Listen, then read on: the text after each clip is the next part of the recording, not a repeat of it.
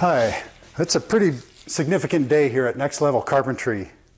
I'm Matt Jackson, and today I am unboxing and uncrating this Gyro G700 dust processor that I got for the new shop. This is the first dust collecting machine I've ever had, ever been around. All the job sites and shops I ever worked in were just let the dust fly and sweep it up. So it's a significant event to be getting a dust collector, and more significant because this is a dust processor. You'll see more about this machine and its game-changing technology for collecting dust. But today I'm going to get to unwrapping and uncrating this and show you the process as I go through it. And FYI, I've attempted to film and produce other unboxing videos. I got a Mirka sander system that's a fantastic system. I tried to do an unboxing, uncrating video, and first use of that, it came out pathetic and I never produced the video. So I'm going to give it another shot with this machine. Not sure how the video will turn out, but I hope you're able to get enough information out of it if you're considering getting a dust collector or possibly upgrading to a dust processor. I'm excited about it, so I'm going to get to work. The first step is to remove the shrink wrap that protects the carton during shipment, and it's done a good job of that.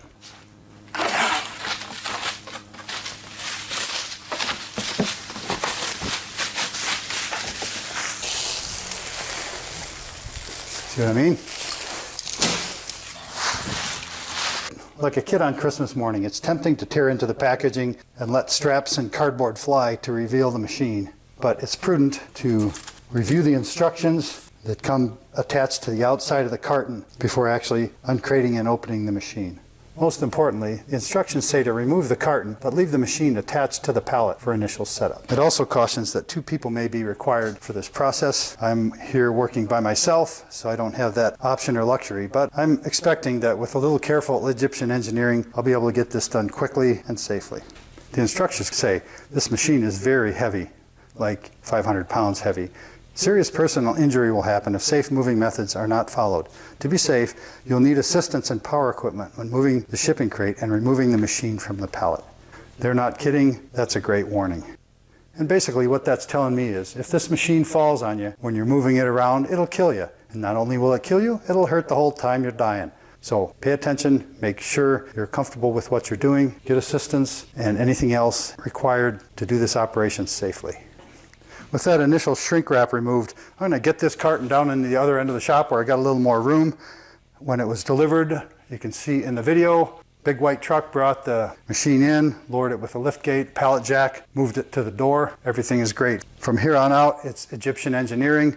I'll use methods and techniques that I've learned at the School of Hard Knocks, which is right next door to MIT, which is mistakes I've tried.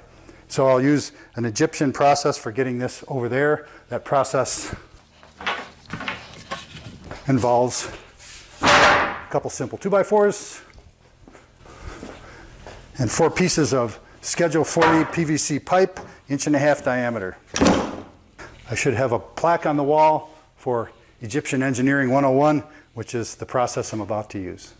This segment is unscripted, unreviewed, unrehearsed, and the first time I'm using it on this particular carton. So let's see how it goes. Keep in mind, this crate weighs about 500 pounds, and I weigh about 170 soaking wet.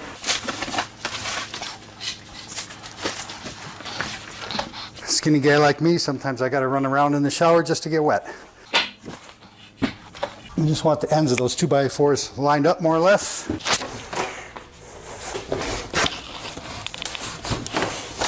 Lifting with my legs and not my back, I've just slipped the 8-foot 2x4s the long way under the pallet, and I need to support the pallet itself because it's made for lifting with a forklift, and these bottom runners are just thin plywood, which conserves material but doesn't allow for Egyptian moving methods.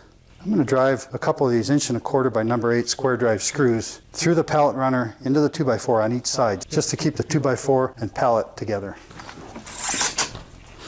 There's very little stress on those screws despite the amount of weight involved. The next step in this process is to raise the skids up and put the PVC pipe underneath. I'll get that done using a billet of Doug fir as a fulcrum block and a stout 2x4. This is one of the pieces I got from disassembling the perfect pallets recently.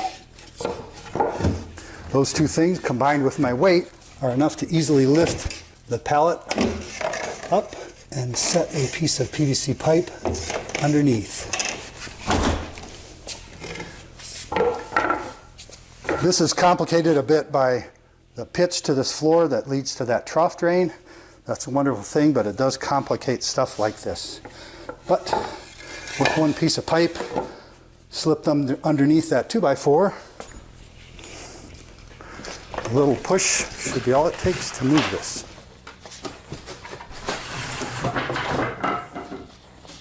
Now that I've got one piece of pipe under there, I can get it to its center of balance. Slip another piece under here. Just by lifting with my fingies. And now because of the slope in the floor, this is an uphill grade, the crate wants to roll backwards. That's no big deal. But I'll just use a stick to brace this crate to keep it from rolling backwards. Again, not a lot of strength or energy involved in that. And now, much like the Egyptians moving blocks for the Great Pyramids, I just need to add another pipe to the front before the pipe and back comes off the end of the pallet. Again, keep in mind this crate is 500 pounds, and this is about all the effort it takes. If the floor were rough or uneven, I would need to use larger diameter pipes, but for this smooth floor, these are great. A smaller pipe works fine also. But we're just going to continue on our journey to the flat ground here.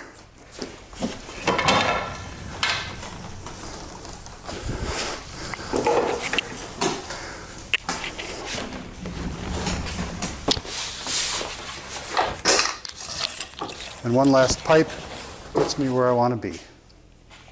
Naturally, once the crate is in place, I'll just reverse the process to get the pallet back on the ground. Naturally, if you have a pallet jack, other equipment handy, a whole football team that wants to help you out, there's ways that you can get this done differently, but I think a couple 2x4s and a few PVC pipes is tough to beat. Something like that. The next step in the instructions is the exciting part, the big reveal. It rather blandly says, this machine was carefully packaged for safe transportation. Remove the packaging materials from your machine and inspect it. If you find the machine damaged, please immediately call customer service for advice. What it should have is a little dancing emoticon guy out here, because this is the coolest part of the whole process. Actually, I'm going to helicopter this box 180 degrees because I took a sneak peek inside and found out that that's the back of the machine, and the big reveal's got to be the front of the machine, right?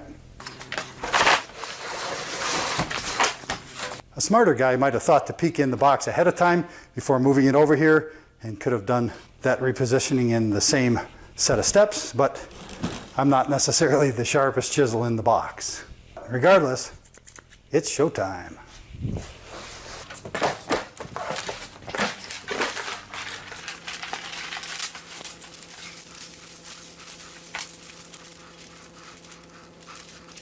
I hear viewers screaming, enough of the neatness, open the box already.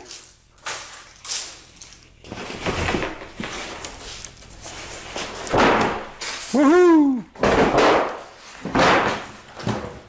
There it is. I think we need to see that again in slow motion.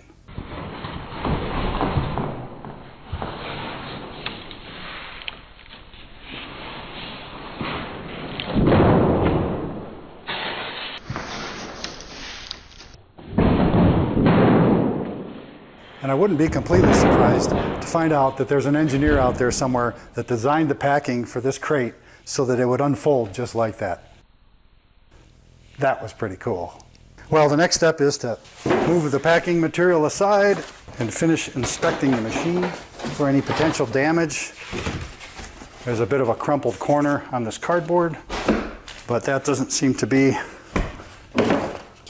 transferred into the machine itself.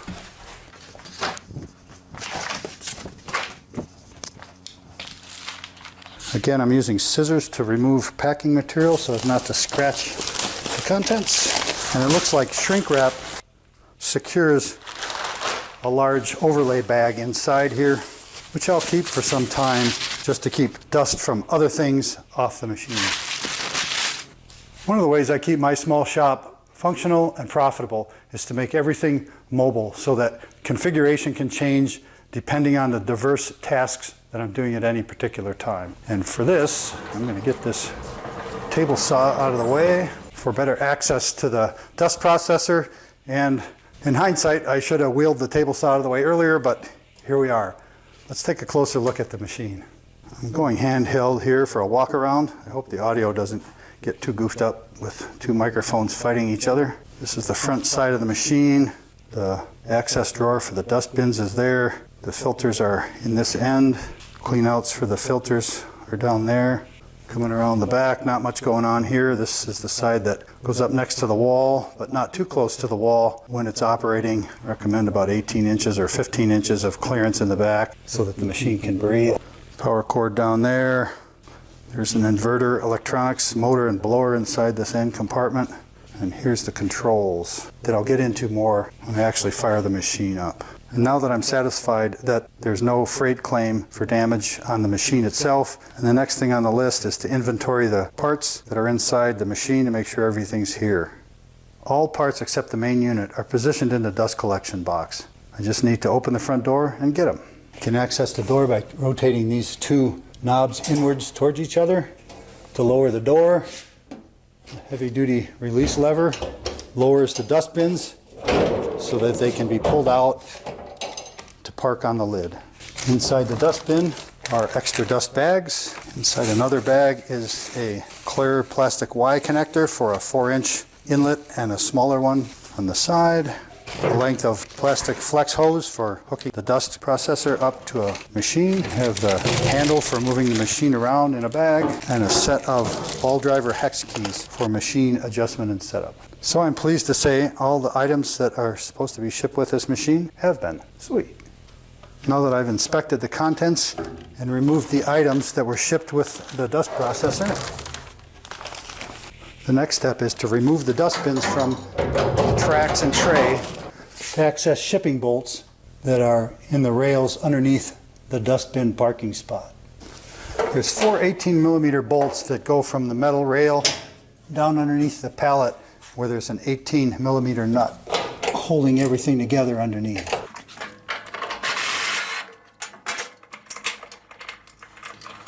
That bolt definitely gets the job done, with the lock washer holding it in place for the journey from China.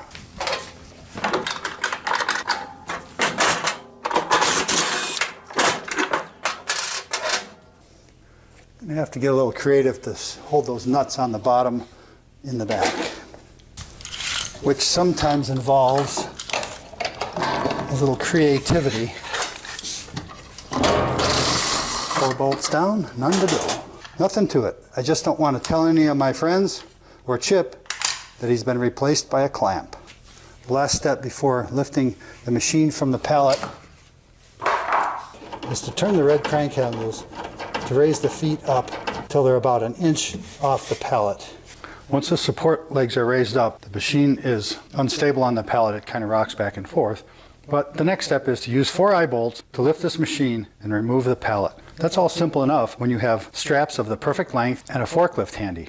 Unfortunately, I have neither. Referring back to the previous step, there's a warning. This machine is very heavy. Serious personal injury will happen if safe moving methods are not followed. To be safe, you will need assistance and power equipment when moving the shipping crate and removing the machine from the pallet. There again, unfortunately, I have neither assistance nor power equipment, but I still need to do it safely. Let's see how a little applied Egyptian engineering can make this happen. Just because I don't have a forklift or a football team I can call at a moment's notice doesn't mean I don't have a few tricks up my sleeve. The first of which is a cable come-along that's capable of lifting 2,000 pounds, well beyond the strength needed to lift this machine at about 450. Also in my bag of tricks are a couple of clamps, a few lengths of chain, some ready links of various sizes, a couple of chain link extenders, a couple short pieces of chain, and a nice long piece of logging chain. If not having my own forklift available was a prohibitive factor, I'd get a lot less work done. So while I don't have a nice propane or electric powered bright yellow forklift available, what I do have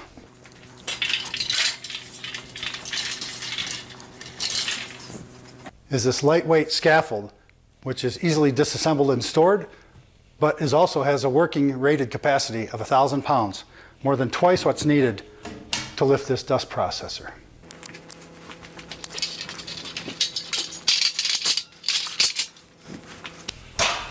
That's plenty adequate in strength for the lift I'm going to subject it to. You can see 2 of the 4 lifting hooks that are in place solely for the purpose of lifting the machine off the pallet or transporting it. I will turn these whatever direction they need to go so that their lifting axis is lined up this direction. Just takes a quarter turn to get them lined up. And the other 2 on the other side are similar. The next thing my Egyptian engineering degree tells me is I need to have something strong enough on top of this scaffold to support that weight. The scaffold can handle it, but whatever is on top has to also be able to handle it. And for that, I've got this beefy piece of Doug fir. It's actually a piece of a cross arm, I believe, from a power line that's been milled down and planed. Makes one heck of a strong beam. In some respects, this is stronger than steel. And the strength of this beam standing up is way more than adequate for what's needed to lift this dust processor. The engineers that are watching will be screaming at me, yes, the scaffold is rated at 1,000 pounds, but this single pipe is not. I need to transfer 500 pound or 250 pounds of weight from each end of the beam onto the legs. That way, each leg is only supporting 125 pounds, and if this scaffold isn't strong enough to hold 4 little girls, I don't want to own it. Attentive viewers will recognize these pieces. This is a couple of the cross members from the Perfect Pallet Hunt that I did a video of recently, and another video showing how to pull the nails. These things are incredibly strong for their size and thickness. By placing them right here on the structural steel of the scaffold, right next to the legs, I'm not going to be overstressing any of the members, either the side rails or the pipes on the ends. I've got 2 of these for each end of the scaffold. Nothing to it. I hear the engineers screaming again. What if you load this beam and it deflects and tips over? I'm a step ahead of you. That's where the clamps come in. These clamps, I doubt, are rated for 500 pounds, but there's not 500 pounds of stress being put on them, and they're more than adequate to keep this whole business in its proper position. I'll zoom in a little closer for this next step, which is when I'll get the chains hooked up to the eye bolts for the actual lift. I don't want to scratch my shiny new toy, so I'll throw a towel on it and employ a couple other useful chunks of timber. This is another piece from a Perfect Pallet. That baby turns out to be a piece of cherry. That's going to make a beautiful piece for a door. Set this here, and a final spanner crossbeam to transfer the load from the chains to the beam to the come along. That's a very stout 4x4, not just a run-of-the-mill 4x4. It's Douglas fir, and there's no knots and strategic stress points. Now I need to connect chains, in this case, not straps, to the eye bolts. Got these chain extender links, whatever you call them here. They're plenty strong. Technically, they'll be exposed to about 125 pounds of weight.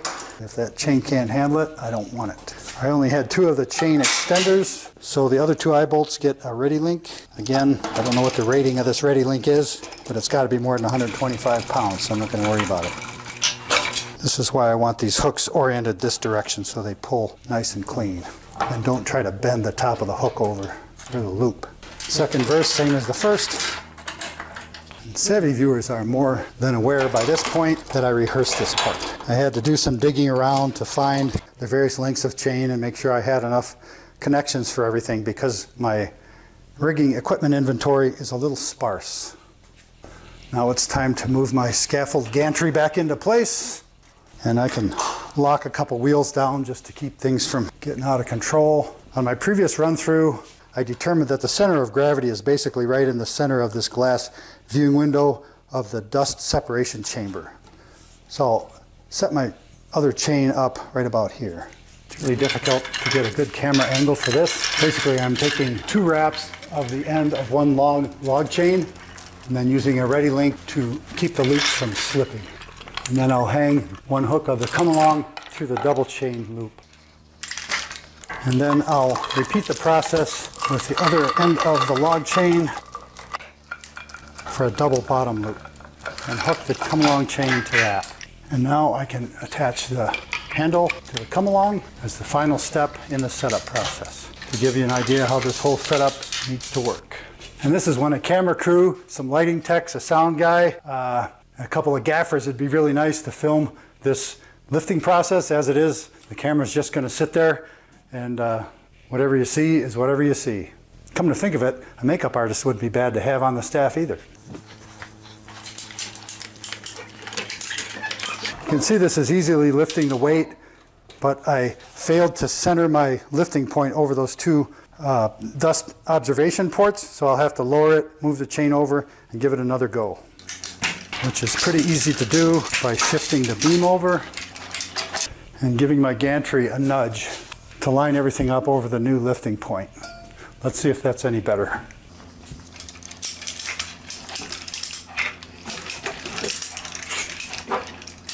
Well, I overcompensated a little bit. It's a little too far this way, but you can see the lift point is pretty much right in the center of those little observation ports. The dust processor is off the pallet. It's hanging up on the bolted plates on there, but I've reached the limit of lifting capacity for this come along with this setup because this ferrule is hitting the cable guide. And I can just about get that out, but not quite. So I'm going to release the cable tension, add a couple more 2x4s on either end to get another 3 inches of elevation to clear the pallet.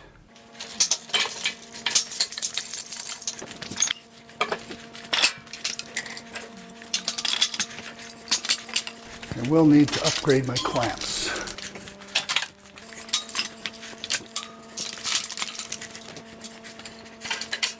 And obviously I could have left that embarrassing little step out of here and added those off camera, but in this kind of Egyptian engineering product, things like that come up. You just got to deal with it as you go along, compensate, and move forward. It's all good. All right, second time's a charm. Put this back into lift mode and see what those extra 3 inches on each end did for us. Got more cable length here.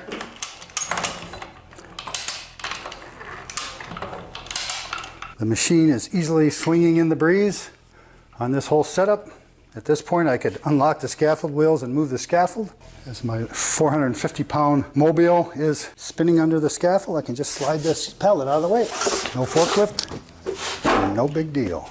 Now I can just move the pallet out of the way. It's a little bit ironic, but there's no good-looking hardwood in this pallet. Only a couple pieces of shipping crate plywood, which are probably best used in a recycling environment. I can spin this around with the tip of a finger, flip the come along back into lowering mode, and ease it down to the ground.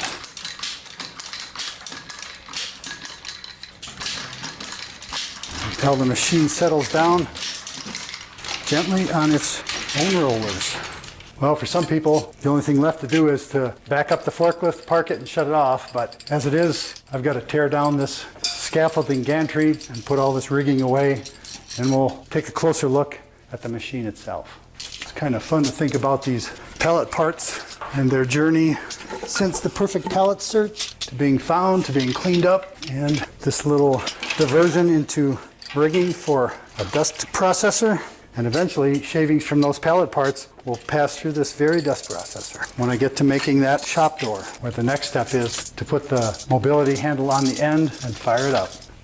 And now with the gantry and rigging all disassembled and out of the way, the pallet out from underneath the gyro air, I feel like that waiter at a fancy French restaurant. Ladies and gentlemen, the Gyro Air G700. You could tell from the previous sequence how much this machine weighs in a crate and to lift it off the crate. So it's remarkable to me that I can move this with a single finger effortlessly around the shop. I'm going to set the dust hoppers back in it. There's upper rollers on the back of the bin, and then these rollers you can see here on the bottom. Slide it in and out effortlessly, and that heavy-duty handle clicks it into place to hold it tight against the dust gasket in operation. So the final uncrating setup step is to install the mobility handle, which I'll do next, and it involves removing this end panel. The end panel is easily removed with a 3mm hex wrench supplied in the kit. I'm a little lazy that way, so I put it in an impact.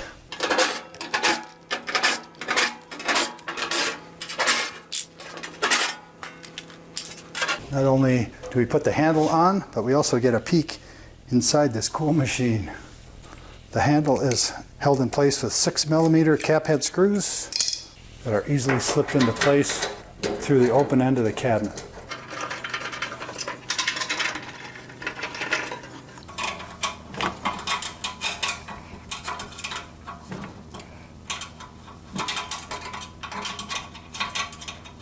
The ball end on these hex wrenches really makes these awkward installations easy if you use the tool properly. Here's a close-up peek into the machine. The plastic flex hose in here has copper wire in it, which is used for grounding these internal hoses to prevent static. I assume that this is the suction monitoring hose. Something here is a phase inverter. Maybe that's this box. It's made by Siemens. There's the motor inside that runs this whole operation with the impeller inside this housing. I see a note here. Don't pull the handle up. Always hand it forward or back. Hand it. Not sure what that means, but I'm sure it means just pull and push, don't lift. And now I can replace the cover.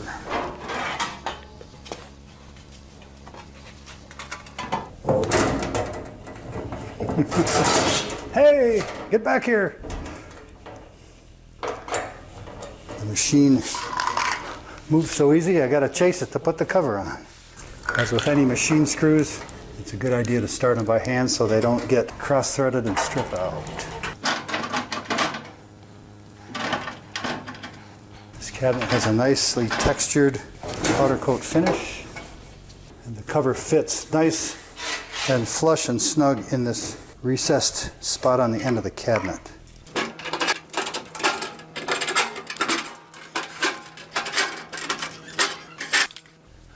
I just wanted to show how the handle can easily maneuver the machine.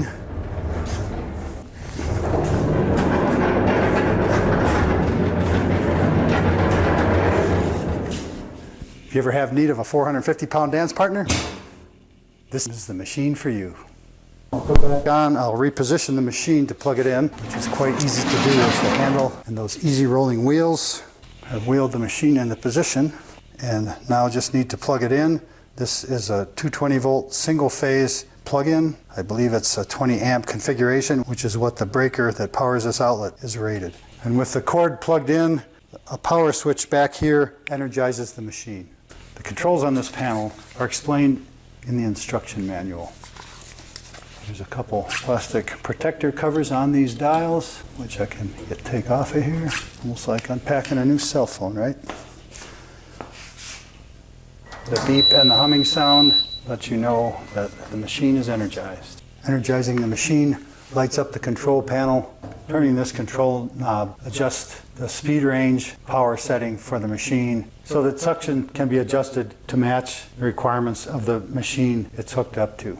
This is the manometer, which is used to measure pressure of suction and dust being collected in the bin. Do not touch the orange button. It requires a reset if that button is used. And not surprisingly, green is on, red is off. Well, with everything uncrated, set up, plugged in, and powered on, without further ado, I'm going to hit the green button and see what this baby runs like.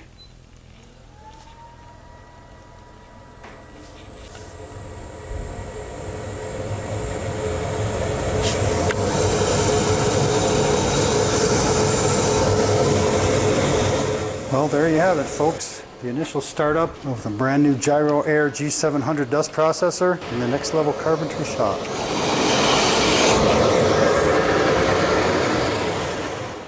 I'm going to go ahead and attach the splitter dust port and a piece of hose to isolate the noise of rushing air from the sound of the machine itself. Now, with the sound of the rushing air over there, I'll fire it up again.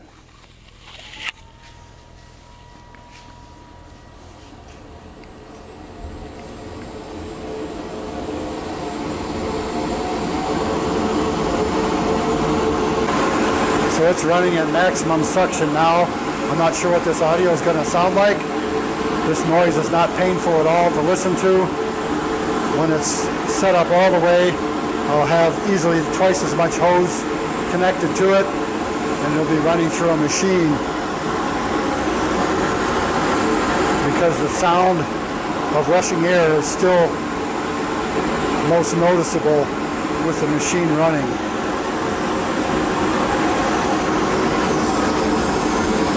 As I move close, you can hear the air rushing through the cabinet, but there's no noise of a whining motor or any of that sort of thing going on here.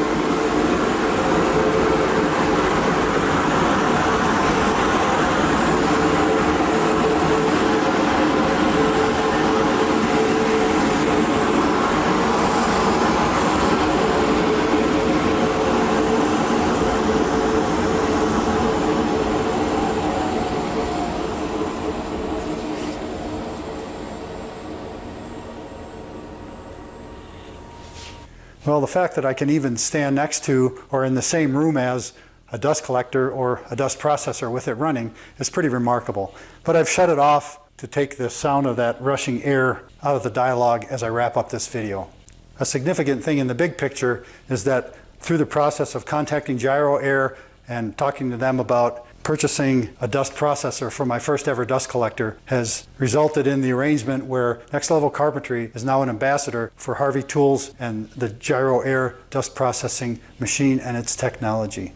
I'm working on a website for Next Level Carpentry which will feature more information about the Gyro Air and also offer a portal for anybody that's considering purchasing one of these, and it'll link to all the information that I can find that shows and explains how this kind of performance is able to be packed into a cabinet of this size. One of the things that most impressed me during this process is that with the Gyro Air machine, the pallet comes a good size but not huge, but as it's set up and uncrated, it keeps getting smaller even though its performance level is significant for a machine this size. Other cyclone type dust processors on the market, the crate comes, it's pretty small, but by the time you get done putting the thing together and assembling all the pieces and parts, it's huge, and I can pretty much guarantee there's no conversation going on standing next to that machine with it running. So if you've got time and are interested, you can dig into the Gyro Air design and engineering, which explains how the main difference with this machine from a cyclone is that in these two chambers, the air is spun at 4,000 RPM through a series of vanes. There's only one moving impeller here. The centrifugal force for the dust particles is about 11 Gs. They spin to the outside of the airstream and merely fall down through these two chutes into the hoppers below, so that only 1/10% of the dust that goes into the hose actually goes out the other end of this into the filters. The filters are rated for a 1 micron in size, and because of the amount of dust that never reaches them, they rarely need to be cleaned out. And to me, that's pretty remarkable. It's that game-changing engineering and design that attracted me to this brand and model and unit for my first dust collector, and I'm proud to be an ambassador for promoting what that paradigm shifting technology is going to mean for dust collection in woodworking shops. So that's about as much of a sales pitch as I can ever come up with. I'm no good at that part, but I am really excited about running the machine. So I'm going to cut this video off here, get it uploaded. I'll look forward to your comments and feedback and response to what you've seen today, and then look forward to a future video that shows the machine in operation when I get it set up to a table saw. Thanks for hanging out with me in the shop today with our Egyptian engineering and that sort of thing. I hope you found my first unboxing, uncrating video informative and helpful, if bearable, and we'll ask viewers that I hope you'd consider subscribing to Next Level Carpentry if you haven't already. It's free, and you'll be notified when each new video gets uploaded and published, which I hope will be a little more frequent in the months ahead. I appreciate your comments and participation, and as always, thanks for watching.